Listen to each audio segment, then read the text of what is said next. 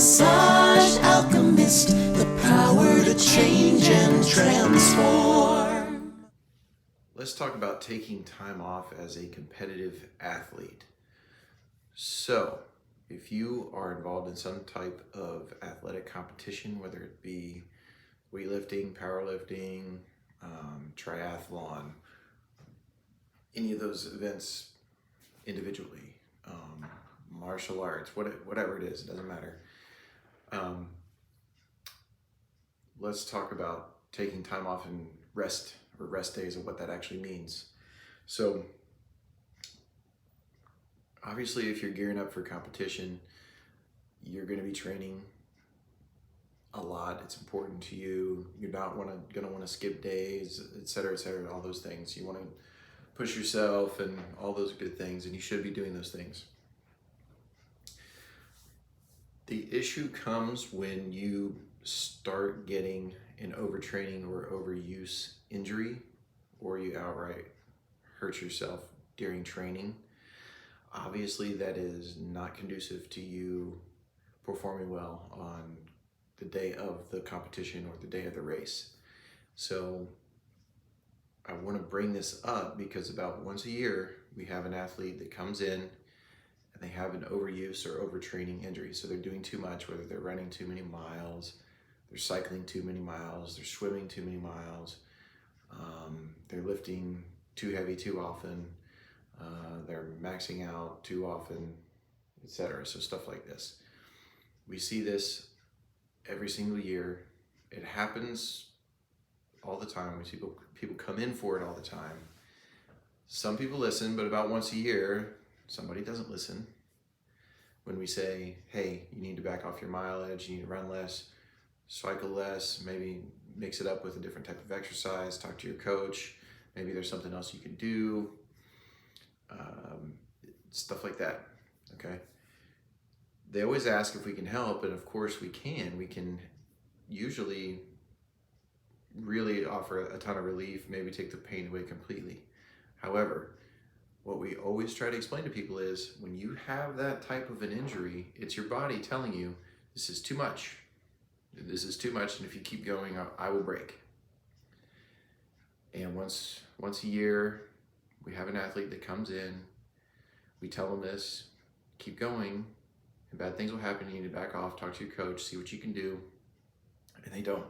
They're like, oh, well, I come to Massage Alchemist. You guys can fix me. You guys can fix anything. I'm like, no, we can't.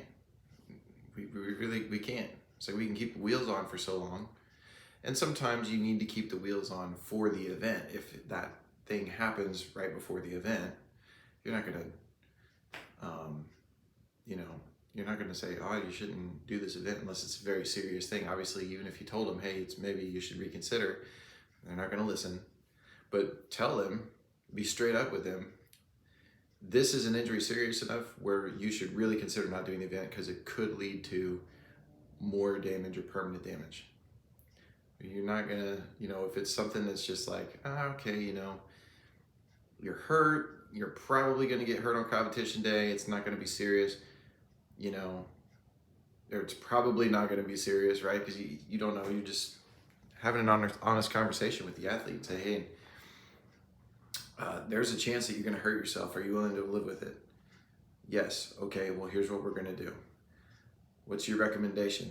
I'm always going to defer and say, well, that's not my decision. It's your decision. If you're going to go out and race, go out and race. I mean,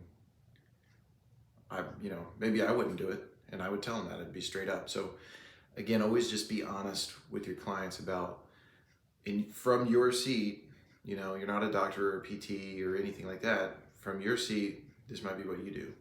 Maybe maybe you recommend, hey, you go talk to your coach, you talk to your doctor, whatever. It depends on the severity of the issue. You guys get what I'm saying. But we get those athletes where we're like, hey, we can put the wheels back on a few times, but you really need to back off. And maybe they're not even close to race day. We always have an athlete every year that ends up with some type of a tear, some type of a impingement, this year it was a hip impingement and a glute med tear. Last year it was actually similar to that. but it was all from just doing too much. So anytime we see somebody going down this road, we recommend that they A, back off, and B, they talk to a doctor and get it imaged.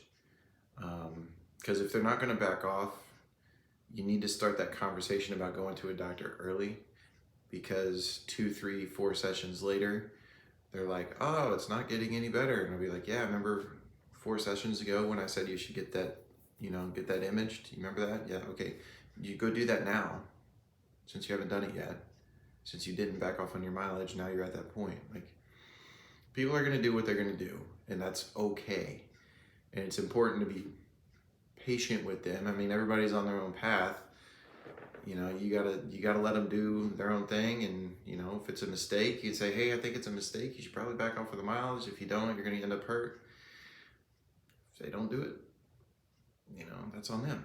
But competitive athletes are always walking that line between, training for maximum performance and then doing too much. That's just part of the game, and you have to be able to respect that. And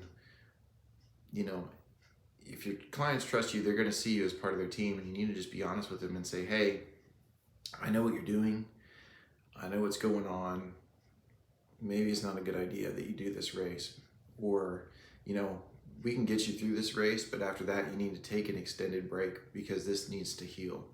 You're obvious, your body is showing you these signs. Like, you need to be able to have those conversations, and they're difficult conversations. One thing that I would suggest if you are dealing with performance athletes is you say, look, just because you take a rest day, that doesn't necessarily mean they have to do anything. They can go for a long walk. They don't have to sit on the couch and eat potato chips or whatever. That's how they view rest. That's not really rest. You can do active rest, things that are different than the activity that you normally do, but at a very, a very laid back pace, for example. It doesn't mean that you're lazy. It doesn't mean that you're weak. It doesn't mean that you can't do it. Like, it's your body telling you shouldn't be doing this anymore, because it's like the alarm bell's going off, right? If you keep doing it, it's going to break. There's going to be something that happens, and it's going to lead them down a path. So, lead them down the path they don't want to go. So the analogy that I use is we got like a couple options.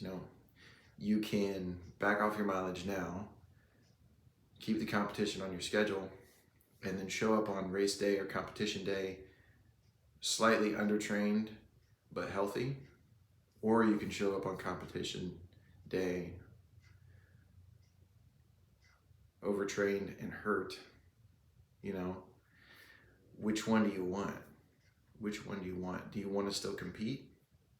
Do you want to hurt and break something? Like, you got to talk about these options with the athletes. And every situation is different. Like, I'm not trying to be ambiguous. Like, you don't want somebody out there doing something that they shouldn't be doing, because they could get seriously injured.